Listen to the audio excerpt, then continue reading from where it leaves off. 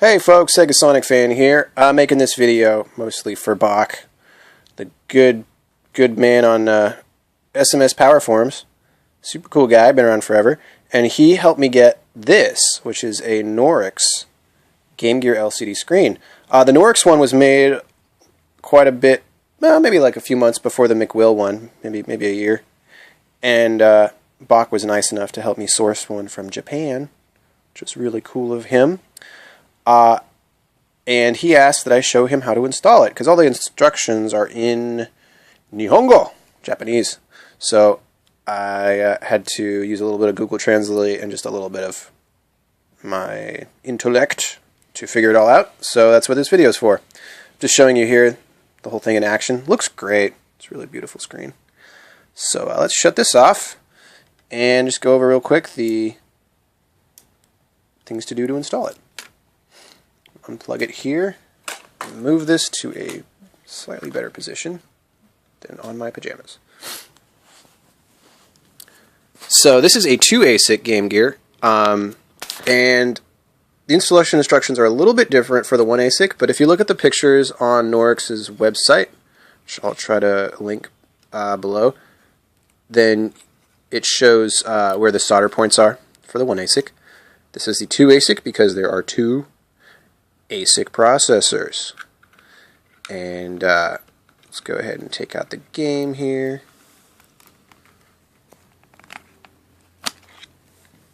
And here's the board. You'll notice I added an extra large capacitor. It's probably not needed, but I was having some issues with another Game Gear board that this was installed on previously. This one, which had too much battery acid on it, so to work after a while, was bugging me. So I just installed this on a new one just now. And so yeah, let's go over a couple things. You pull ground from and 5 volts from this capacitor, this 100 microfarad capacitor, and there's a fuse right here that I put, an inline Pico fuse, because this thing's expensive and I don't want it to blow up. But of course that's optional. And there's all the recap stuff as well, of course. The board is held in by 3 screws with 3 nuts that the kit provides. And man, my camera is not picking up the detail very well. I apologize for that. I guess I can't really adjust the focus once it's recording. Oh, I need a better camera.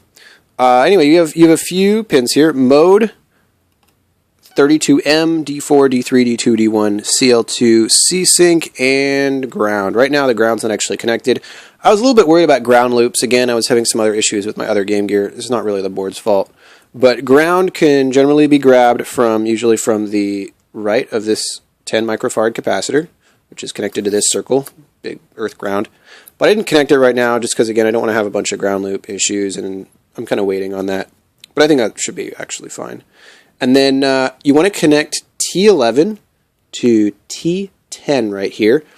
And that actually, I think, puts it in SMS mode, and this will actually then control the mode depending on which game or which screen mode that the CPU tells it. And anyway, so you connect pin T10 to T11, and the mode pin, which is your first pin here, 2GG mode, goes to the side of this resistor, R12. And if you're looking from the top down, it's on the right side of it.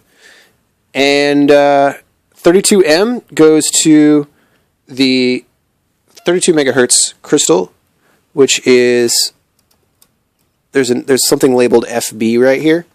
That's where you can pull it from. There's a lot of spots. And again, this is very similar to Valtim's Game Gear TV board, or the one that was developed on SMS Power years ago. CL2, just further down here, is actually H-latch or H-sync. It's just labeled differently, and it's 5 pins over on this ASIC. So 1, 2, 3, 4, 5. You solder it right there. And that's the only one that's actually pretty tricky, because it's a TQFP package type. And C-Sync, which is labeled second one up here, goes to T2, of course, which is this solder spot right there. And then D4, D3, D2, D1, those all go to the respective resistors here, just like any other Game Gear TV output board. And so I'm not going to go over those because those are posted everywhere now.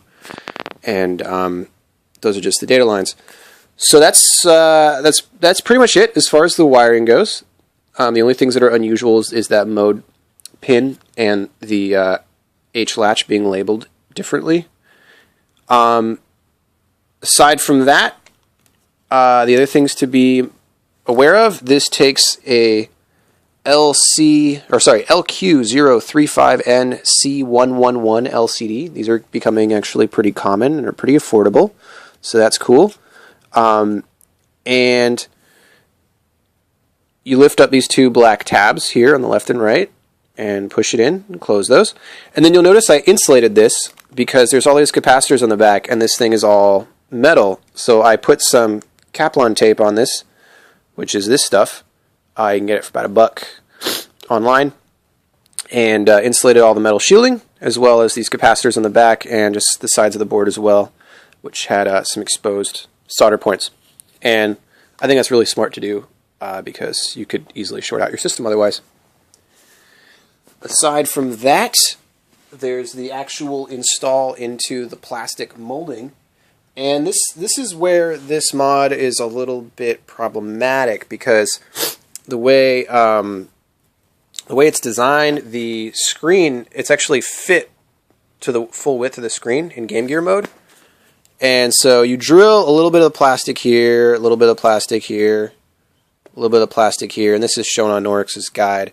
And the LCD screen slides in there. But you will actually lose some resolution on the left and right of the display, especially, and a little bit on the top, because this window is not big enough to match the window of the screen, which is really unfortunate. It looks perfect in Master System mode because there's a big border around Master System games. It's not big. It's not as big as the Game Gear border is if you're playing on a TV, but there is a bit of a border, so you don't have that problem if you're just playing this in Master System mode. In Game Gear mode, it's a bit of an issue, especially if you're using an EverDrive, because it's hard to select your games. So I might actually end up drilling this out more, but that's going to be a pain, and it's going to be hard to get it into a perfect square. So I'm going to have to figure out how to do that. And, you know, maybe I'll post a video about it. Maybe I won't, because that's just drilling plastic. But you get the idea now. That's how you install the Norix board for all 3 people that speak English that have one. And enjoy.